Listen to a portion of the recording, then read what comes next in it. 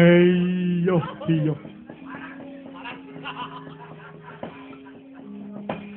Nyun sewu. Panjenengan sinten?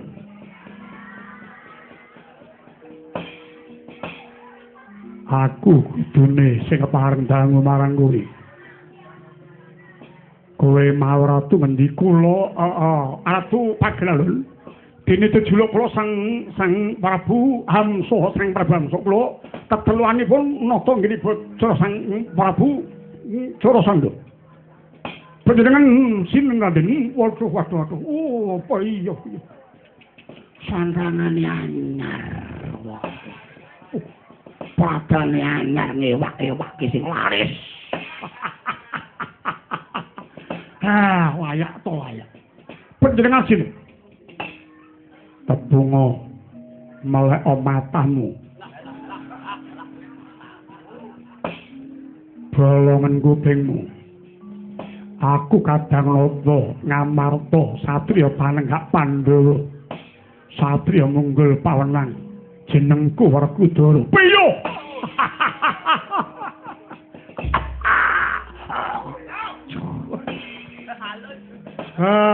Ngapunten menawi kula lagian kula ngaten menika.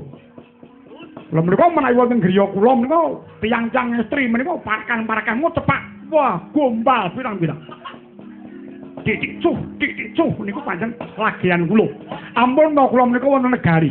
Wonten musuh lah mawon kula menika ngoten niku. Delok ngoten niku. Sakarepmu panjen wiwatak pandomu. Aranmu Prabu Hamsa ye. Kowe rene dikongkon marang Prabu Jarasandha nggih botriye. Kon ngopo kapure ngampilaken jimat klima sada. Nggo apa nyun sewu? Kagem paseksanipun Prabu Jarasandha badhe ngawontenaken Sesaji Raja miwah Sesaji Rudra Kalapati. Syukur pikantuk kula ampil dhateng galing nggih bodho nanging menawi boten nggih pangapunten sepinten reginipun jimat klima sada kula kenteng sakmenika. Kula sampun dipun betani arta 1,5 triliun saged garing nggih bodho. Mangke sampun bubar kula badhe kula piyor-piyoraken dalem bau-bau ingkang wonten iki. Ingkang menika nyun sewu kula matur nuwun. Lah saking menapa? Kula menika tiyang dipun sembah-sembah dhateng para kawula. Ingkang menika nyun sewu. Panjenengan sinten? Aku Werkudara. Raden Werkudara nyun pangapunten. Menawi saged keparenga panjenengan matur dhateng Kang Raka Puntadewa. Menawi saged nyun sewu, menawi saged lho menika. 1 miliar mawon kula bayar. Kula sampun dipun sangoni dhateng Ratu Gusti kula inggih Putra Prabu Jarasandha. Yen ngantos kula mantuk saking negari Ngamarta, mboten angsal damel nyuwun ngambil jimat klima sada badhe dipun giyantung jangga kula Raden. Hamsa, wonten dawuh malah tiwas kebenaran. Loh, kok larasan? Birang-birang sasi aku ora nyambut gawe. Jimat klima sada tak ubeng-ubengke, tak tawak-tawakke ora ana wong anyang babar pisan. Lho nek kaya pohong sampeyan iki. Ditawak-tawakke pripun? Birang-birang sasi pancen ngamarta nandhang bluk Mayangkara. Bisane mulya kudu ditunggoni jimat klima sada bareng jimat kecekel ardinyang marang Ratu Gusti piye? Malah kebenaran dina iki Ratu Gustimu bakal nuku marang jimat klima sada iki. Nanging aku njaluk nggonmu arep bayar marang jimat klima sada tak keparengake mengko sabubaring pasewakan. Lho, bibar menika. Iya bar trindong dadet menika. Dasar para nata. Ingkang badhe pepanggihan wonten pundi? Ana ngalun-alun negara Ngamarta. Wah, ana ngalun-alun. Iya. Aku njaluk kanthi banget Prabu Hamsa. Yen bubar kowe bisa mbayar wujud bayaramu tumrap marang sepira regane jimat klima sada. Aku njaluk babar pisan ndasmu tinggalen ana ngalun-alun negara Ngamarta. Medal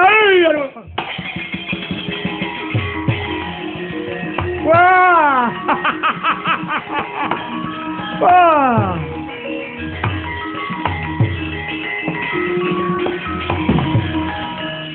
Saka ngarep tak rungokke para madya wasanane rembuke penak. Urane gandem alus. Bareng wasanane lah kok dadi nyelandak marang luhuring jonggo. Arep mata marang gurune Prabu Hamsa. Werkudara. Ora tak ajangi lamper nang tak ajangi bangkil kene. Metu njowo nang alun dina iki tak genteng saiki ora bayar Dimas Rimulto. Metu wong edan.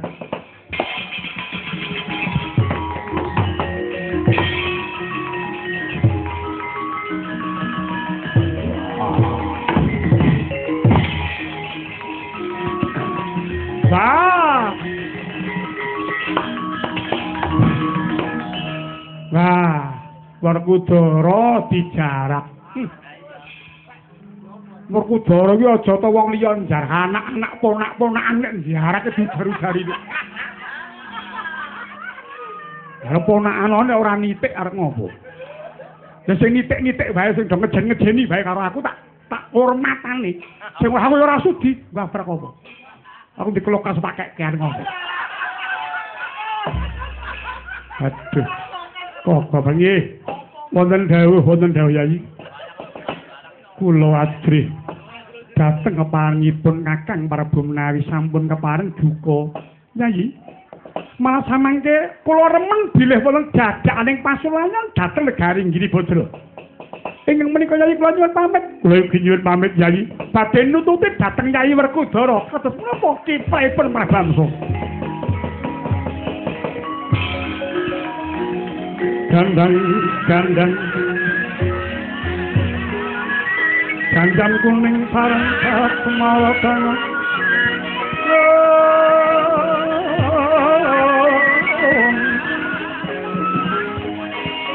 Bunga-bunga yen senopang.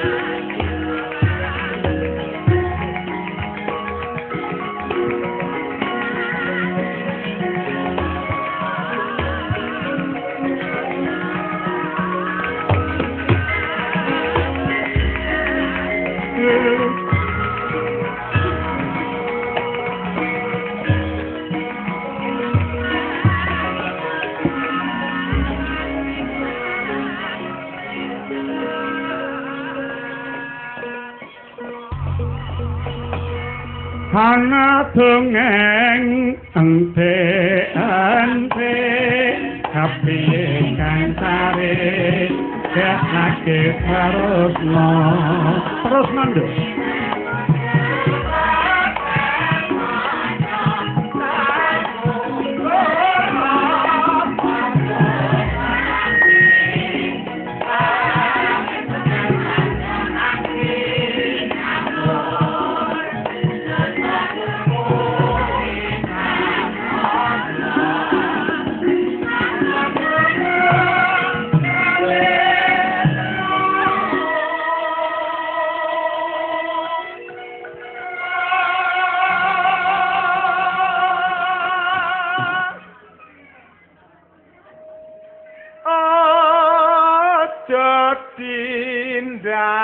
kuwalat lahiya nerkandamu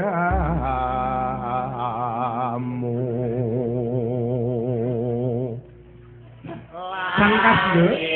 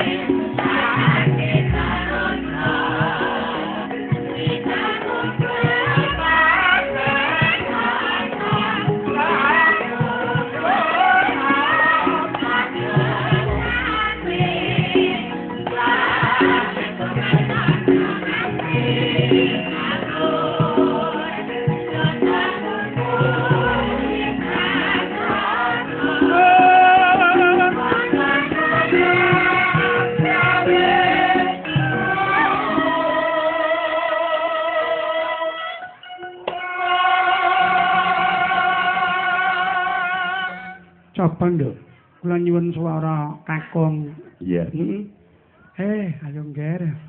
Dikir ana kene lumantar wayang kulit. ya aja tindak kuwalat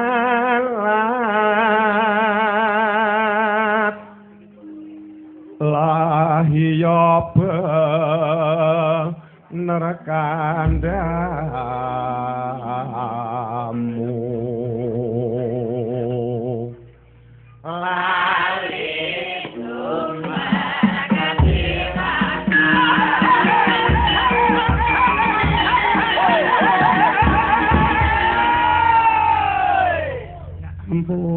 Ya ampun.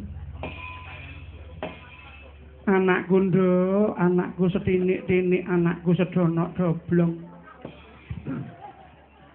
Anakku Siti Aminah Cindra Kasih. Ana dawuh mapa yung? Tobat. Ya kaya ngene iki nduk. Bot-bot aku iki tanggung jawab marang dawuh timbalane eyangmu ya kuwi Eyang Warsa Swita sekalian Eyang Putri ing wewengkon Kwaron Karangdawa kene nak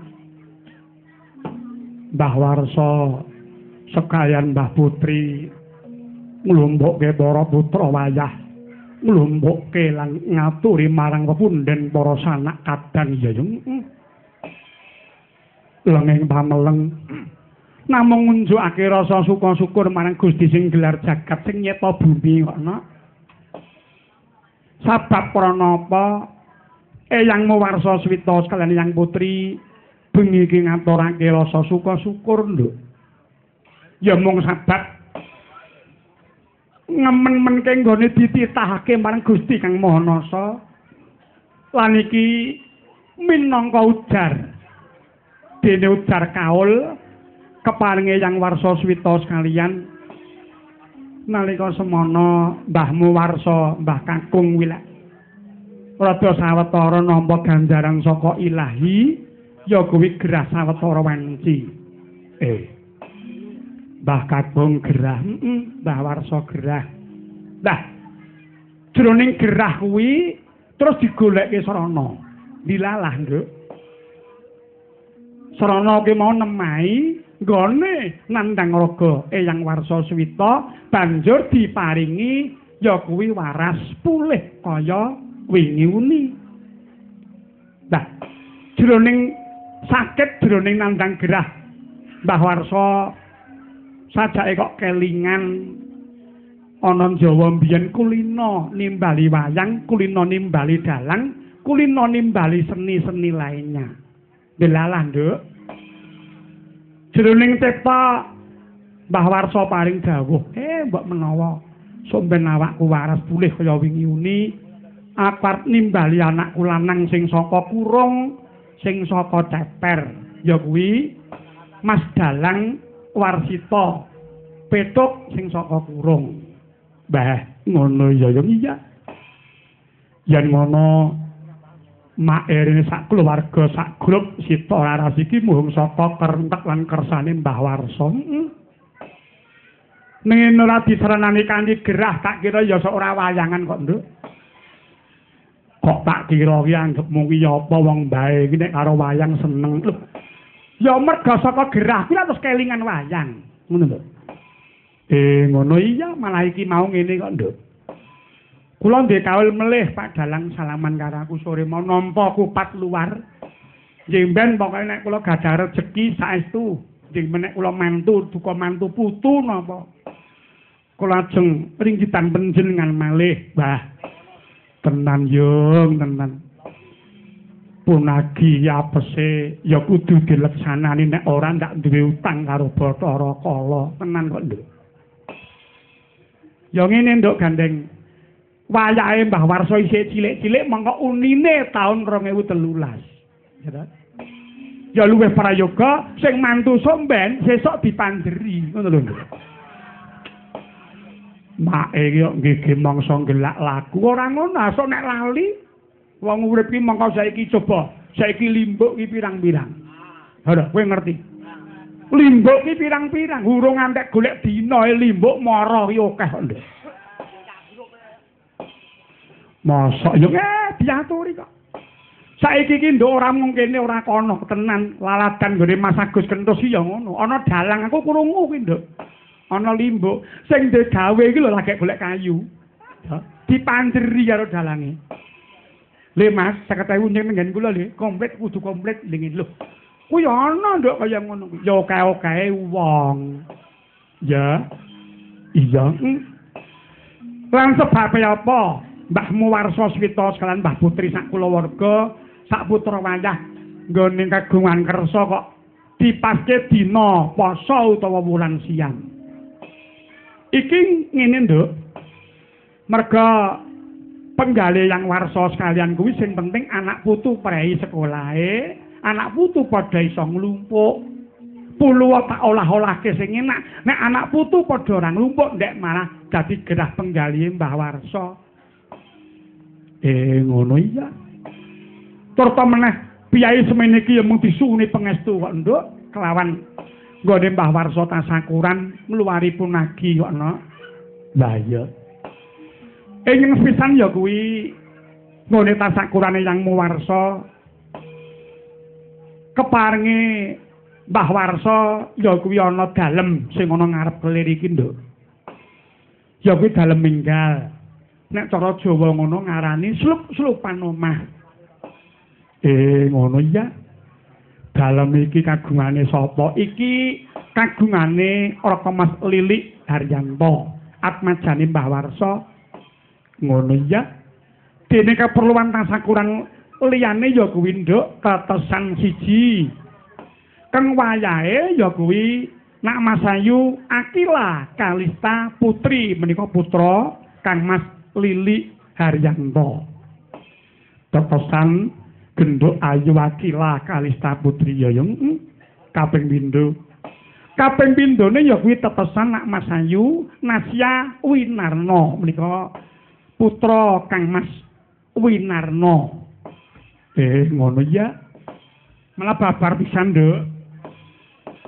Awake dhewe mrene pinaringan dawuh saka Kang putrane Mbah Warsa ya kuwi Kang Mas Widayat Sawiji menawa bengi iki ngiras pantes ya kuwi setahunan atmajane Mas Widayat Sawiji ingkang pinaringan tengen ya kuwi anak Mas Dimas kuwi atmajane Mas Dayat. Ngono ya. Ya kabeh kaperluan tasakurane Mbah Warsa muga-muga Gusti Allah ngijabahi lumantar simak sak keluarga ya Lan aku yen nyuwun pangapura mbok menawa aturku srega-sregol orang gawe leganing penggalih para tamu. Langkung-langkung keluarga ageng Simbah Warsa Switayana. Isane petuk ya mung ngene iki wong iki mau wae lakon dadakan nduk dadi. Aku kok ngomong aku gawe lakon ngoyo-yo delalah. Lumantar Mbahmu Kamto kuwi paring dawuh. Pokoke dina iki Mbahmu Warsa kepengin tasyakuran le lakone sesaji Raja Suya nggih mboten masalah Mbah iya. Kelakon nduk bengi iki muga-muga panjangka miwah kersane Mbahmu Warsa Swita sekalian sak putra wayah Gusti ngijabahi pinaring ana hayu niskala nir ing sambikala nggone nyambut gawe ngupa rejeki ana ladang Sulawesi lan Makassar kono pinaring ana panjang yuswa akeh rejekine ngalor ngidul ngetan ngulon pinaring ana hayu niskala nir ing sambikala tedak 7 turun 7 tangkarku mangkar babaring tumuwuh Allahumma amin Allahumma amin karupe we kaya ngene hebate merga iki saka nggone Kang Mas Riyana sing dalem saka Cawas panggunge hebat tak nggokke kelir dawa ya sedeng ngono iya sone loro lho coba to teko kene disumbang penyanyi lho coba wis awake dhewe ning kene ora kurang apa-apa suguhan banyu mili apa ana coba to pengira kok buka ping 3 nek ning kene ora ngono iya iki nek rasa dulu tak andani gitu ya men to yen wong karang nyambut digawe iki abot iya wong gerong iki beda karo nabuh kok nduk bubuane ya beda kok nduk ora keteng 1000 ya kacek lah iya lan ngene nduk bengi iki Eyang Warsa Swita kepareng tasyakuran ora baen-baen iki ditenani oleh tasyakuran bukti nyatane sedene nimbali petuk sak sita laras grup bengi kepareng nimbali ya kuwi pelawak utawa bintang tamune dagelan sing digodhog ora iso empuk sapa ya kuwi dulurmu lanang sing saka Sragen sapa ya yung Kang Mas Agus Kentus weh ngono ya tindak ijen tanpa kanthi ijene ya nggawa lanang anu nuwun nggawa kanca kok nduk lanangan ngono nggawa kanca kakung ngono ngene nduk kabeh kuwi mau supaya bisa tumata iki ana sawetara wanci layang ana pangkon layang yung ya nduk randa ceket-ceket mergo iki engko jam 3 kudu rampung oleh gelas kelir terus aja nganti kedisian karo imsak. Iya ya yung. Wah, nduk. Ana nawala tiba marang pangkon coba tak wacane nggih. Assalamualaikum waalaikumsalam. Wilujeng dalu nyuwun dumelinging Sekar Sinom Nyamat. Wah. Sinom Nyamat ya yung. Nek nyamat kuwi larase pelok. Iya. Nek parijata kuwi larase slendro 6 kena menyura kena. Ngono. Lah, sing salah kuwi ya, Nduk, nek ora ngerti gending kok ngarani. Apa wis tau wis? Jaman aku malang ning kulon kono, ngene Pak Dipendek. Bakule sepeda lawas. Ana piyai kene ngersake. Kula nyuwun Sinom kali nyamat. Lho ngono kuwi, Nduk. Kleru. Kleru lah nek iki ora mungkin kleru, Nduk. Ana sing ngersake Sinom nyamat. Mawi lafal ya ta. Muladolaku utama pas nggon ya kuwi wangsalan pinepsu menika sanes pinepsu nanging pinesu. Lho. Kinara piyai setiti ora bakal iso nduk. Ngono iki kinara sastrawan tenan nggih. Mula malang ning kewaron karang dawa ki ngati-ati. Siji malang ning kewaron, loro malang ning jalin kuwi kudu ngati-ati nduk. Ngono iya. iki ya ana danyange kok nggih. Sapa Pak De Gatot iki ya ora apa. Dulur dhewe ngono ya. Wingi rasulan kok ora nimbali kowe, bares kuras Blakasuta barengan lho. Ngono iya. Aku nang Sragen, mepet mantingan. Ngono iya. Sembah nuwun menika saking pamundhut bapakne Asti. Weh, matur nuwun. Nduk, coba nggih. Sindene ora baen-baen, cobi Mas kula nyuwun dipun syuting Sasa. Oh, dah nyuwun sewu, syutingipun Sri Tanjung kok Sasa. Ngono. Nyun pangapunten mong kulinane iki ya loro kuwi nek kula netan kulon. Pesindene walah jan. Cantik. Ya. Sadurunge sinem nyamat aku kepengin tebungan dila kaya ngapa nggih. Ingkang wonten sak kilen piyambak semu ngaler menika. Mbok dipun asta mikipun asmanipun sinten? Ya. Iki nek piyayine wis tau ngerti nek asmane durung no. Sugeng dalu. Sugeng dalu Mbak Limbo. Nggih. Asma sinten diajeng? Alah panjenengan niku nate kepanggih kok nggih kesupen to. Oh, apa sepuh? Maria Mercedes. Lah. Maria Mercedes. Oh, iki gawane dalang Kaibonawan. Kang Mas Nardo to. Nggih, lho kirangan jenenge sapa aku ra jeneng. Ora aku ra akur kok. Ngono. Karo anak sik ora akur. Loh, Pak cilik kowe enteng bapakne wis dipencepi kek. Aku ki ngopo wong aku ki wong baris kures Blakasuta ndek kuna kaya ngono karo noe antek keping-keping lususe celet gitu. Non. Mbak Maria? Dalem Mbak Limbo. Asmanipun Mbak Maria Mercedes nggih. Leres. Pit dalem saking sawah. Kali Kebo. Oh, Kali lah. Trucuk. Saking Trucuk Kali Kebo nggih. Sampun ngagungan garwa diajeng? Nggih, sampun nek mboten malah ndrawasi. Oh, ngaten. Ndrawasi apa rumangsamu dalange terus gap-gapan ngono apa Bu? Ngono. Nggih, matur nuwun lajeng ingkang wonten sakidulipun menika Mbah Warsa, menika nggih putu panjenengan piyambak. Sapa to yen menika Mbak Rubiati. Menika putra mantu saking Suwargi Budhe Tantin. Asli saking Slaung Ponorogo. Mbah. Saka Ponorogo. Terus sing rada menggok ngidul nganggo kebayak. Kebayake kaya guru bentus Susmana. Nganggo tebeng lengen. Kuwi bak klambi apa ogor golek kodhok. Penyanyi sandangane lene kene. Menika asmanipun Mbak Diah Nining Setiawati saking Ladan Kepoh Ndelanggu. Saka Ndelanggu. Lajeng radingetan melih menika sing Mbau Reksa Karangdawa saking Waladana. Juragane Iwak Menta. Ya. Sapa Mbak Yu Satirah. Terus sing rada ngetan meneh lah iki lho. Iki nek ngastomik ndek aku diujar-ujari wong aku dalange nek karo sinten kalah dak kok nduk aku iki. Diastomikipun diajeng asmanipun sinten nggih?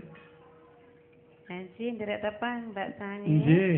Nami kula Sri Tukiyati. Asli saking Ponorogo. Oh, Ponorogo iki? Nggih. Ya Allah, mula kok tak mat-matke mau wong wedok kok nganggo kolor. Lah wong bodone warok Suramenggala ayo. Ning kono doyak-oyak Suragenta terus pindah rene. Iya. Iki Suragenta ya ana kok ndek iki. Kaya lembu. Rada nduduti kok ketek lho. Ngono. Nggih, sembah nuwun. Samangke pindah wonten Klaten wonten Kalikotas nggih, Mbak Yu nggih. Nggih, leres. Nggih, matur nuwun. Nggih. Lah ingkang wonten sak mriki piyambak mbok monggo dipun astomikipun. Dan taplok awake wiwing terus. Kemayune jan. Okonge. Jan-jane Mas engko. Cek yaene. Assalamualaikum, Mbak Yu. Waalaikumsalam, Pak De. Waduh. Oh, Pak De ya itu mbok dimu kapan, Dek? Nyun sewu. Pinaringan asma sinten Jajeng? Dalem Deni, Pak Dalang. Wah, duh. Kuwi sinten apa angkutan songkro kuwi, Dek? Suarane gedhe men, Nun? Kernet. Oh, kernet. Nggih. Mbak Deni lengkapipun sinten? Deni Wulandari, Pak. Deni Wulandari. Nggih. Asli saking? Saking Nganjuk, Jawa Timur. Wah. Status tak senona menapa? Tesih perawan, Pak. Duh. Iya. Kula ora kok suudon lan ora kok kula niku maiben mboten. Nek isih nona memper mergo durung sah naib. Nek perawan dan tidaknya saya tidak tanggung. Lho, ngono. Titikane napa nek sampean muni to perawan? Ayo. Lah duka. Loh. Kudune iso nitik kok. Titikane gampang. Piye to gawanen ning Sendang Kidul Kewaron. Cemplungna kono anggere suarane Mbak Den iki mung ngeses kuwi genah nek perawan. Ning anggere huluk wis. Wis ngapa? Wis ora cetok. Nggih, Mbak Deni tasih kuliah nggih? Nggih. Wonten Wonten isi, Pak. isi singkatan saking Institut Seni Indonesia. wah jurusan Jurusan Solo Sragen. le gulana bata iki le. Kok ngampleng raine sindene iki, Dik. Aku jen tak sabar-sabarke lho poso-poso nesu wiyane kok. Lah nggih ketok enek sinden niku jurusane napa? Loh, kok sik fakultas niku lain-lain, Mbak. Nggih. Studio ada, TV ada. Lho nggih to. Lah jurusan Institut Seni Indonesia kok Solo Sragen iki lho. Wah, kenek tenan nek iki wis. Ora saiki sablake Deni susut apa-apane ya dadi cilik, Jen. Monggo dek ruwaning kuwasa ndek iki. Wah. Jan sesisih 4 kilo nduk iki. Susut kalek setengah on kita. Dirah nduk iki kan. Mulai terus can-cane terus.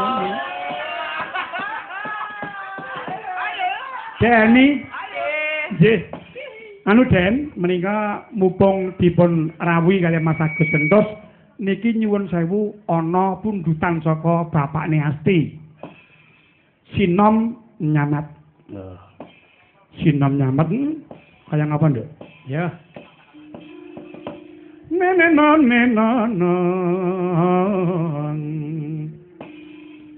Sinom Nyamat. Ya. Ya, Nduk. Niki kula, Pak. Nggih. Nulada laku utama. Ya. Sakniki ta? Sura. Lah. Kok bendel pacul tenan niku kok. Mau jane iki poso-poso moh nesu lho aku. Lah piye to, Nduk? Poso sing ora mare batale piye ibune iki jeriku nek bar sahur, ya to? Kuwi takon turu dhewe-dhewe. Ngono. Lah ora kok. Lah wong nganggo barang sing tipis-tipis coba lah. Iman kuat Den, Imron sing ora kuat. Ora karu-karuan. Niki nek kaya aku isih poso, Nduk. Alhamdulillah insyaallah. Kowe ngerti sing gambang.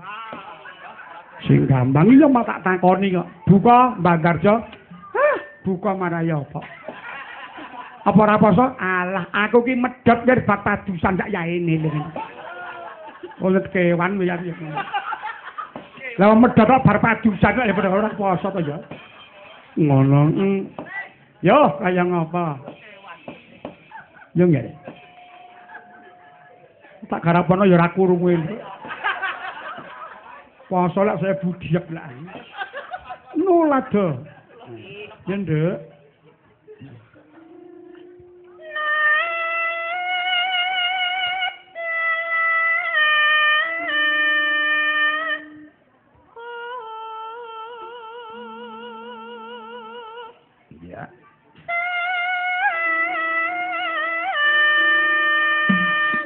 sing kakung seniman sing putri munggah kaji janten jangono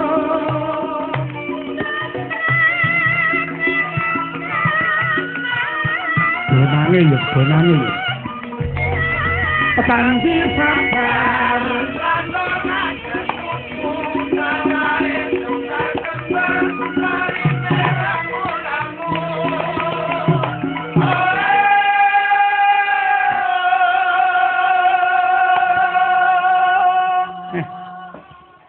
iki ya tak aturake kagem pepundhenmu nduk kakekne Kanto Mbah Kanto ya estu le Mbah menika mboten atur-atur benjing tak aturi rawuh dhateng kurung ngono kula ora atur-atur gane panjenengan menika sing diremeni pesindhan nalika semanten budhe tanting suwargi tenan sesuk sore tekate keluarga nggonku ki nyewu gedhen lho ngono ya sing ngasta Pak Mantep Darsana sing ngiringi dalang-dalang Suba Sukawana Sraten. Wah. Hebat dabu amungga dok wedan. Lah ngopo? Tanggung jawab kok, Nduk. Ya arep wayangan Pak Mantep arep oleh nabu dalang-dalang ora disuguhi wetan bongko dalang ora iso ngombe tenan kuwi. Mangsamu seksi panggung wana kairun saka jerengeng. Paten jaba Yunan paten jero rinto harahap. Piye ta? Nyile-nyile kembang Pak Cip. Sopir Kinardo Sado. Lho, gawa tapil. Lho. Wah. Lho, yo. Buri yo ngonekke lon lho. Ya. Nana, mangga Mbak Deni lanjut. Ya.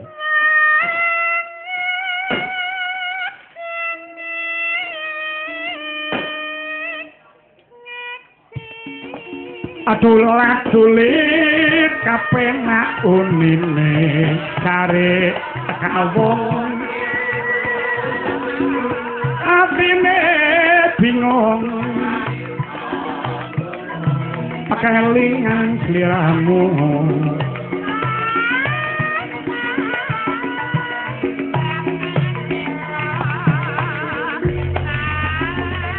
orang are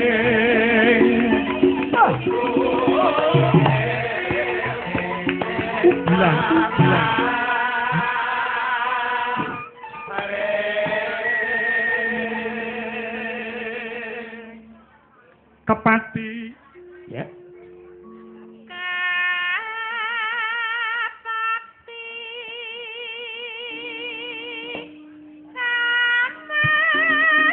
aduh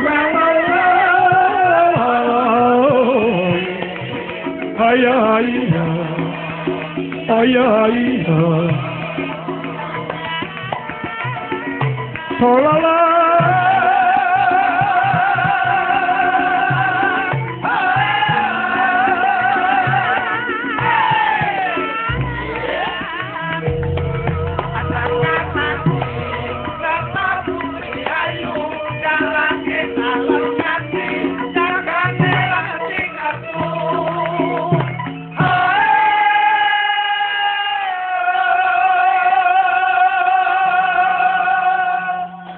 suara rakyat adalah suara Tuhan.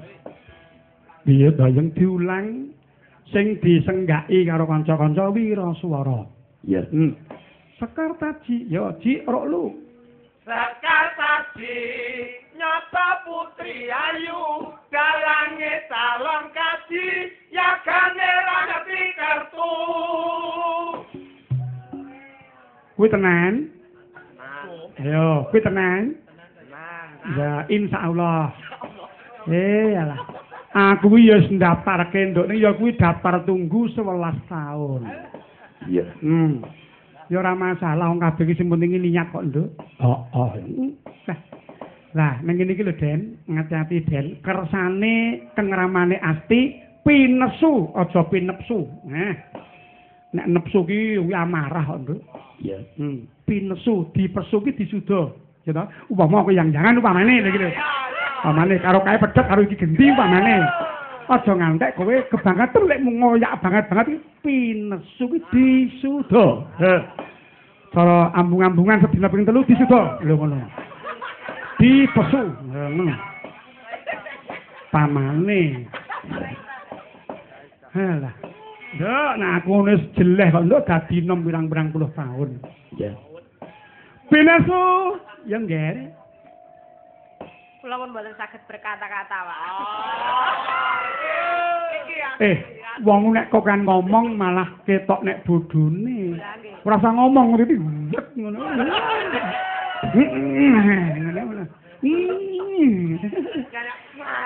Kaya litan sing kari. Ora ngrang-ngrang, apa iki, Dik? Ora bape sing ngrang sing ngrang. Ya nggih.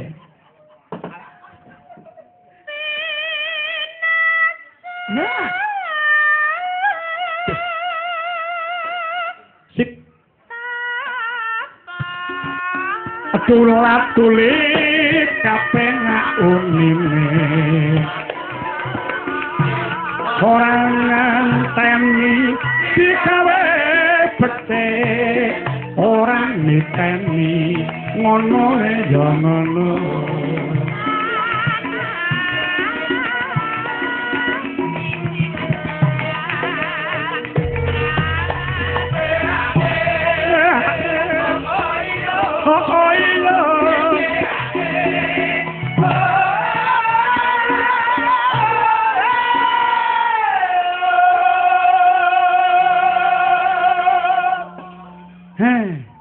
Omahku kali tak ento jane ya dalem mburi iki nduk gandeng anggarane kurang. Iya. Leren to leren poso kuwi nyambat ora apik. Iya. Sok bar poso ditutuke meneh omong kurang rong kamar kok nggih. Iya. Kamar heeh, kamar sok nek Deni dadi manten tak nggo sewan. Sembah nuwun. Lanjut.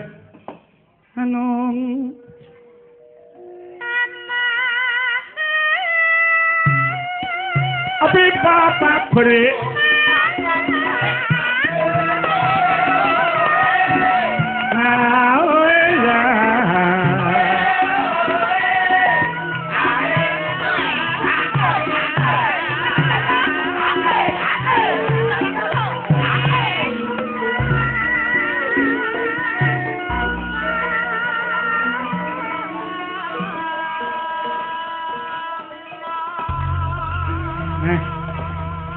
sembah nuwun. Nggih, sami-sami, Pak.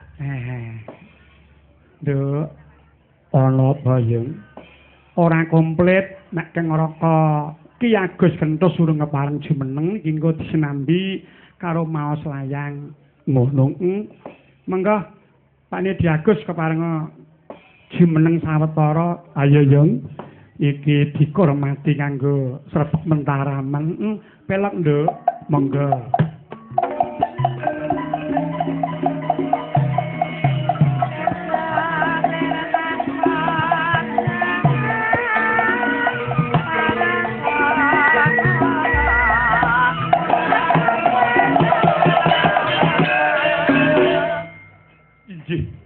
Ngaturaken sembah sengkem kula. Iya, jebeng. Jembeng. Niki wae Jebeng. Oh ngaten. Iki lakone Jipang Manolan. Oh makaten. Kepareng kala marak sowan wonten ngersa panjenengan sami. Iya patih dawel kasuk Mustak Pombo. Piye pawartane karaton Padang patih dawel kasuk? Inggih pancen saestu sae Raden menika sampun leres gandem karana sampun dipun sobo kalian Deni menika. Oh, anjing.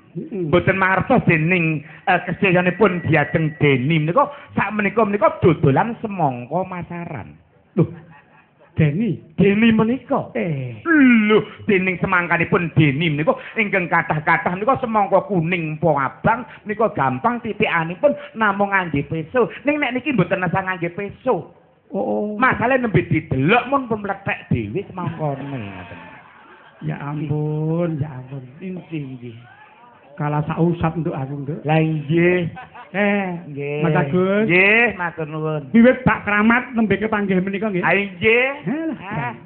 Pripun saken nggih asri? Alhamdulillah sae, pun Nggih. daya sae mboten sae nggih disaek-saeke. Lah nggih. Nggih. Biayi siji iki. Nek niku geblasuk mboten? Mboten, niki nun sewu anak lanang sing gane nyanyi niku mboten saged nderek. Oh, Nggih, wong anake rewel ditinggal wong mriki nyopir dhewe keblusuk teko ndi-ndi wae. ora.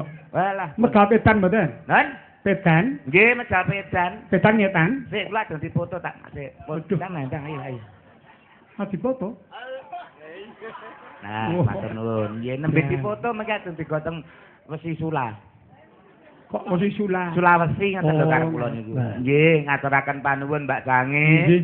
Penyanipun Mas Lili Haryanto. Nah, nggih. Wah, tasakuran dua lemejane Hebat. Iki usaha apa yo ning Sulawesi ate koyo menteri. Panjenengan pirsa, Nggih. Mbah Warsa sak kulawarga menika Nggih. usahanipun daging gilingan utawi bakso. Oh. Nah, Lah nggih dan. mila sak putu-putune lak bunder-bunder kados. Lah nggih wonten Sulawesi sedaya nggih. Nggih. Lili Haryanto. Nggih. Ah, iki nek werdine niki. Loh, wedinipun? Lili liku-liku. Nah, li adalah liku-liku. Nggih. Di mana Sulawesi beliau mencari nafkah dengan halal. Hari-harinya untuk menggiling daging dan bakso. Ya, Yan mereka melayani dengan puas untuk para penggiling bakso. Toh semuanya itu nek wis digiling kudu ditoto adai plastik lho ngoten. Angel niki nek mboten kula mboten iso. Wae tenan. Nggih, napa mlih niki mawon Mbah Warsa Suwito. Nggih. Warsa menika taun. Su menika linuwih setiap tahun linuwih wi. Wi gatekno omonge wong tuwa kowe bakal tak tata le anak lan putu uripmu dening somben bakal kepenak. Nah, tepuk tangan untuk Mas Agus to. Lho, lho, lho. Nah, sih. Niki nek mboten poso ngeten niki kula mboten jamang. Nggih. Lah nggih, Pak. Nggih niki dan le. Wah, jan wau dan mesane dua meja ditumpuk. Ya, somben kena nggih hampir kedeni ya Den ya. Dan tenan kok kula waranggana sementen kathah ini sing kula senengi mek Deni tok kok. Wah, jan Sampeyan senenge mesti pas nggon blewah kuwi. mboten kan jan model lele koyo suwek. Wah, iki nggo digodhog rong dina ndalem blonyok ngono mesti iki. Mas Agus, Nggih. mbok apa kula niku jeneng tembung suwek niku lagi ngerti dadi mantune wong Jawa Timur. Oh, Jenenge men suwek rumangsa kula legi, Mas. nggih. Tibake mu gembendul kaya. Nggih gembendul to janganane nika gateli. Lah nggih. Nggih. Nggih. Nggih, nen sewu nggih. Rumangsaku dadi MC ning kene pisan nek kok ngarani sinden kok suwek to lho. Ya saurunge ya njaluk pangapura ya Den ya. Ya najan kowe wong Nganjuk, aku ngerti nek mbiyen kowe mantan gendakane almarhum Bagio to kowe. Melamet Deni, Mas. Iya. Bareng tak sawang-sawang. Nek sing siji mau Mbak Mercedes bareng nyawang seliramu kok rontung to Yayi.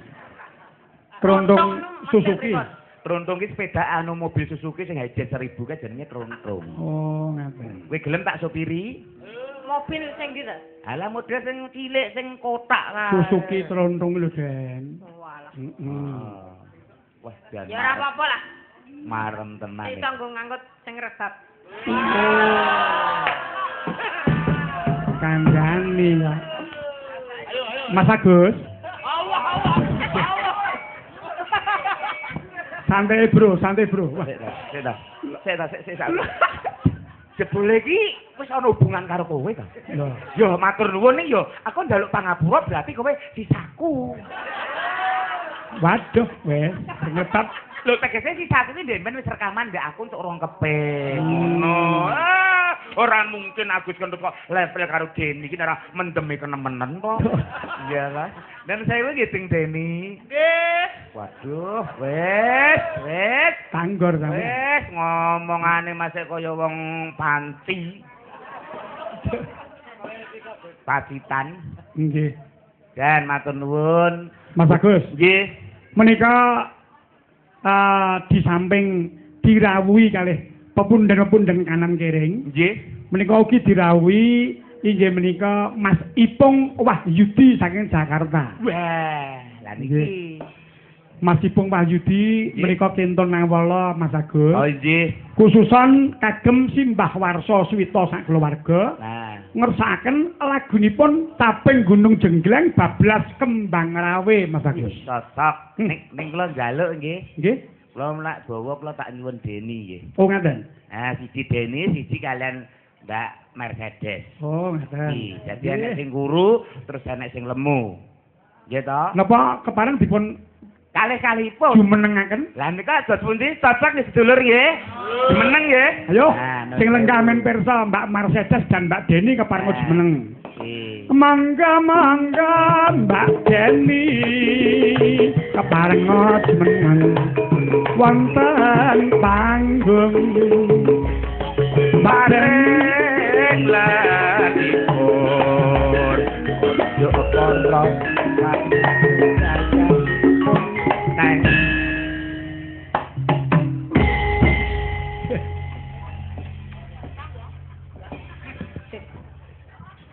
Lek, aku ora tau ngadeg lho rumah kamu. Sinden terhormat kok mbok ngadeg. Kowe mbayari piro? Piye Mas Agus? Ngelokne wong koyo suwek barang rasane rupane koyo salak ngono. Oh sik ngerti nek aku wis koyo salak kok dadak mbok onceki mbok emplok. Nah. Wong ora sida tak emplok. Lah mbok papakno. Lah wong basa tak guakno. Kok dadak mbok cekel-cekel barang. Langgilani ya Den. Heeh. Wah. Kok dagelan kok manut ta. Gula inspirasi dhewe dong. Wah, dan iki seneng tenan iki. Nggih. Sing siji lemu, sing siji lodok kuru. Hah? Mapane mepet rene mak kropiak. Tau mepet rene mak. Ngetok maju sithik. Mas Agus, Nggih. pepundhen mriki menika tiap-tiap wonten wayang sing mirsani mesti Wah, Wah, niki lho ibu-ibu niku leng mirsani ngasih yo pun antri kendek sonten niki wau ning Nggih. pesen karcis. Nggih. kepengin pirsa panjenengan. Nggih, mugi-mugi dening dalem nika tasih wulanipun siam ugi sedaya ingkang mirsani wayang kulit mijo tansah wilujeng slamet lirik ing sambikala pikantuk rejeki halal dan barokah. Amin Allahumma. Amin. Lah, nggih. Slendrosana Pak. Nggih, tepangaken Mbak sinten ya? Maria Mercedes Mas Agus. Oh, anu kowe to, Des. Lah kok terus sampean nimbali kula Des niku. Lho tegese lak diambil yang terakhir untuk menyingkat durasi dan waktu. Oh gitu. Mbak Mercedes. Nggih. Ini Mbak saat iki lho benek jare uwet ae wong iki gegeden sampil kok. Sampil iki apa? Sampil ki pupu nek cara Sragen. Alah desa. Andesa nek cara nggonmu apa? Ya pupu to. Musuhan Jawa Timur iki aku mung Tenang kok. wis abang-abangan nyawa nek disantet kok aku iki. Nggih. Mbak sinten Mbak siapa? Lah kuping iket mau ora krungu. Iya, tapi ya ketok ning nggon kameramen iki kita tuh takon jenengnya siapa gitu loh. Namanya siapa? Kok Dek? cutokan takon ae aciune ra dhuwur ngono kuwi jenenge. Berarti sampean dibodoke Mas Agus. Wow, Dek. Bapakmu jualan sepeda motor ya? Kok tahu? Hari ini tak genjot. Mas Agus, Den. upama cara kendaraan, Nggih. Mbak Mercedes niku cara pit motor ngenten pit napa Mas? Lho nek niki cetha niki ninja. Cilik ramping wes ning Sing- boros. Sing jengking nika. Nggih. Hmm, Nggih jengking nika. nek Mbak Deni, Alah ndak pletuk. ora kaya ngono ndaplet. Sik ta, Mas. Napa, Dik? Bapakmu sopir truk ya? Wah, kok tahu sih? Wajahmu remek ditabrak truk. Iya, sandasmu. Wis arep jodoh iki. Iki cara dara wis arep jodoh iki. Lan. Mosok rae tabrake truk. Lah kok karo bapake dhewe ya ora apa-apa. Yo ning yo carane yo aja ngono, Dik. Dik. Salam Kang Mas Agus. Masih gadis ya? Duh, Ah. Masih gadis. Ah. Kenapa? Oh, pancalen. Bareng aku takok karo Mercedes malah nafsune nemen. Amah aku kok mbok nodai. Lah sampean mbok ngagem kaca tingatur Kang Mas. Emang kenapa? Wajahku jelek ya? Enggak. Kenapa? Karena aku kan mudah untuk disiksa, Dik. Tapi aku nyawang panjenengan kok warek ya, Mas. Emang kenapa, Dik? Apa mukok apa piye? Mboten Piye? gedi. Ya kok nganggo cara, Dik. Nganggo senam dengkeng. Apa senam? Sampun pinten wulan Kang Menika Mas? sampun rolasasi. Wolah kliwat nek ngono. Nggih, lha menika mengke medalipun segawon. Oh lah dalah. Ora segawon. Ya Allah. Anakan kethek. Oh lah salah. Kamu masih gadis ya? Ya jelas toh. Yo, Piye? Adik masih gadis. Iya. Yo, Sik ta. Kaya tah paut. Dik Deni, Nggih. kamu masih gadis. Nggih. Yo, Njuk apa ya terusan? pertanyaan aku apa tadi? Dik Deni masih gadis. Iya. Yo, Njuk ki cara Jawa Tengah njauk. Lah nggih to njuk apa ngono lho takok masih gadis sih kok njuk apa? masa adik sudah gerang nggak mudeng sih? Kuno amat, IQ-nya dong rendah lu. Oh. Nah, dibales. Kosek. Iya. Mas Agus kok pandai bahasa Indonesia itu di Jakarta berapa dina? Loh, saya di Jakarta itu sudah ada 3 sasi. Loh, 3 sasi. Loh, mohon maaf ya karena nasib manusia, Mbak Sange. 3 bulan saya tidak bekerja. Loh. Oh, alah di sana itu nganggo ya. Ya, Di sana tuh saya 3 Jakarta. bulan terlunta-lunta. Wes nganggo ndang. Gah ora. Kenapa, Dek? Waduh, galonnya bandulnya 3. Loh, kok iso? Ini Matno sik to, 3, Mbak Sange. dimatke sik to. Lah kena sing loro daging ngono Kaya sapi Lah ae. aku digowak Nyulek matane dagelan hukumane kurang tahu. matamu dhewe kono no. Wong golek pangane kok mata-matane wong. Ketandingan. Golek pangan samplokane kok den mbok mata-matake. Ora urung aku kowe nek mati yo mau foto-foto dadi batang ya, Dek. Yo Ya ning parane kan beda to. Ya parane yo padha. Wong mati ki parane ning ndi Yo jajal? karek sing ikul, arep cemplung kalenan, cemplung ke opo kan. Oh, aku genah kok den. Betul. Kabang. Deni, I love you. I can't stop loving you. Oh, bahasa Inggris gone Lin. Gak pekemoh ta ngono kuwi. Lo kenapa? Oh iya. Wes dene jan. Deni bareng action ini ku apik ten. Lho. Lah kok kaya penyanyi dangdut tobong. Kaya monita. Kaya penyanyi dangdut tobong terus panggung iki bolong disogok iku ngisor kae. Lho. Lah yo. Ben, ya Nggih. sebelumnya bila mana aku punya luput, saya dikasih maaf ya. Iya, nanti tak maafkan. Ya, tolong ya nanti karena ini ada permintaan Laken de Mountain dikasih. Apa? Bahasa Inggris Laken de Mountain, welcome to Kuwaron City. Le. Apa maknanya? Piyai Kuwaron ngersake caping gunung. Laken menika topping, mountain menika gunung, caping gunung. Oh. Lho bahasa Inggris kok gudange. Gila, iki apa iki jenenge gedang to? Hah? Debok. Loh. Wes suwe kuwi rek. Pesinden lenggah, cegek. Sing ngedram Mas Bajang, ndelokok lho. Ya ampun. Nganggo nde, Lah, iya. tersandu. Tapi gunung ya, Dek ya. Caping gunung. Dijenglake ya, Mas? Nggih, jenglangke. Telok Ya. Mas Hendro, Pak De. Lendro. Nano. Monggo, Mas Ipung Wahyudi saking Jakarta, matur nuwun sanget peparingipun, Mas. Mas Ipung nggih lenggahe wonten pundi niki? Wonten niki Mas Ipung wonten. Pundi Mas Ipung nyuwun tulung katuran jumeneng wonten panggung, Mas. Pundi? Kene Mas Ipung, kene munggah panggung, Mas. Kene. Nah Mas. iki. Kene, ayo. Sing rumasane jeneng Ipung sing ndi? Kene maju. Alah. Wantu. Nggih. Wah, jan piyaine ketok cemani.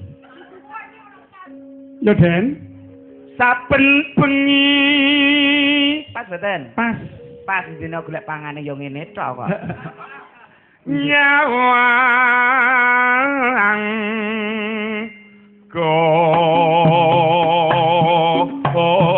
konang. Up. Yes, ora. Biasa. Tuh. Dipalekke Mas.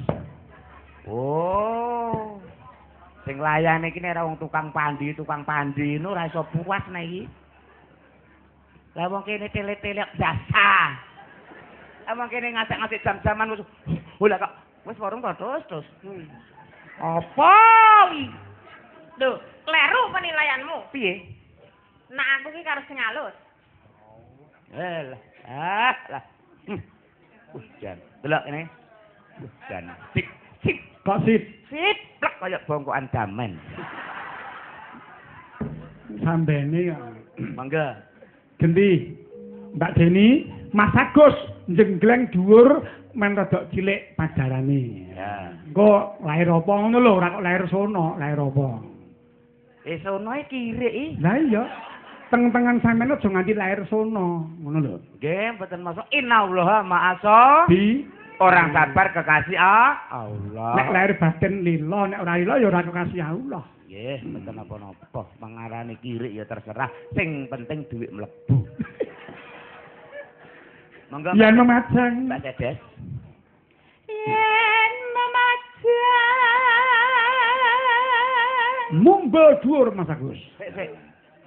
Oh, alah cahayu. Piye to Kang Mas? Oh, jebule penyanyi desa iki. Lah kok saged? Enak penyanyi kutho seliliten yo hamburger. Lah kok seliliten tebu? Mongko aku ora mangan tebu durung usum tebu. Hak ta? Bereng. Nembe usum sembako. Mangga. Yen memajang mung karo Ano? seneng. Woi. Om. Ya.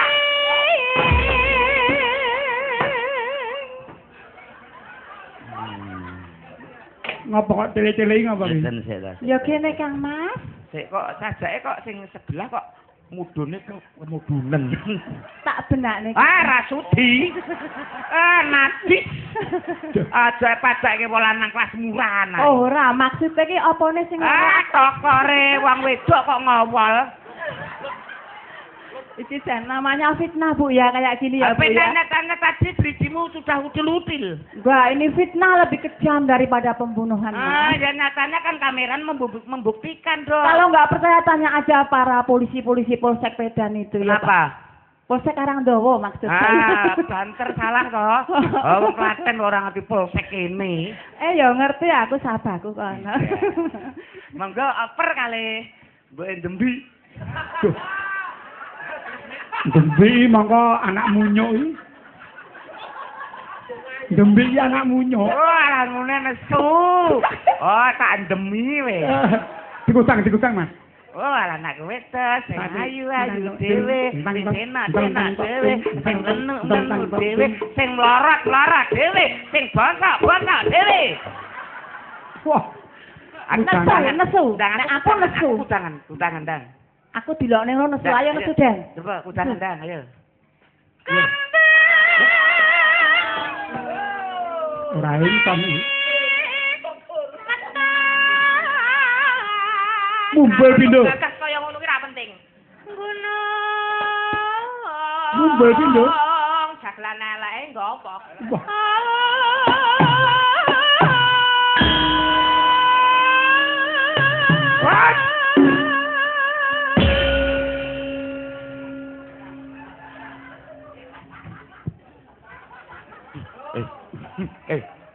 Sambrok. Digowo ning Sulawesi. Dipareke Mas Lili digiling. Monggo badhe ngersake bakso. Medan. Ya kena kriminalitas kok ya aneh. Apa dibunuh sik? Mbang. Baik. Pacitan, yo dipalarke Mas. Mas Agus Penggandrum. Monggo. Ya. Cepitan. Oh. Pacitan kok cepitan kok. Pager muni kok. Ting ting ting. Ting. Aduh. Gendakane ling nyawang mlorok matane. Oh, alah le. Tak bagus-bagus riwanto anake ngadinem koyo ngene. Ayo ora pisah. Ben karo aku.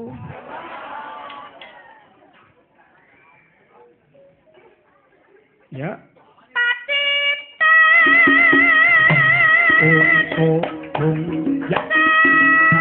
Cara mriki Kang Mas.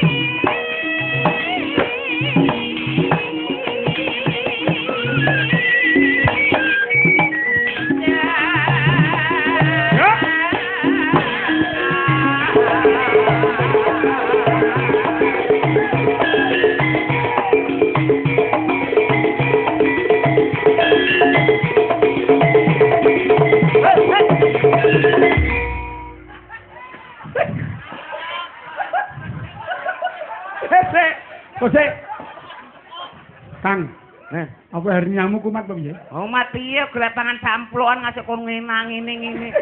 Walah ngasih suarane pateng kelotak nggih, Mang. Aku nyawang ora tegel Kang Mas. Piye? Gedene semono kok ya sobah. Lah iya wong jenenge walah gelapangan kok, Dik. Ya ampun Mas lagi lah cacingnya padha obah. Dudu cacing. Lah apa Kang Mas? Pak-pakane cacing. Pengedan. Wah akan kenalan karo Pak cacing apa piye? Emoh.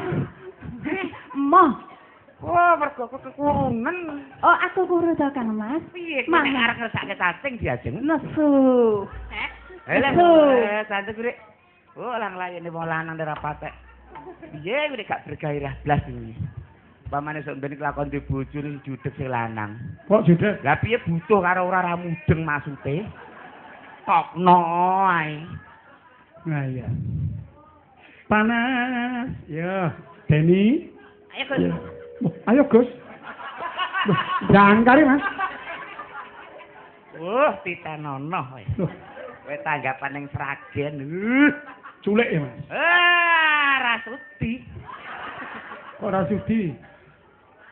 Panas. Sik. Panas. Panas. Udan. Ya, nano. Diparingi sendaan yo Mas Agus sik. Anu Ya. wedok sik. Oh, sing putri sik. Sik. Ya. Nano. Ya Mbak Deni. Parian Mbak Deni. Parian. Yo yo. Dan ngajak wong cacat kabeh iki wis. Siji budek siji wuta. Kakak bengak-bengak aku wis ngerti kupinge ra patek genah ngono. Ayo Den. Mlaku. Aku mlaku Ning pasar ndelanggu. pasar Ndelanggu. Sinden lemu. Sinden lemu. Pancene ayu.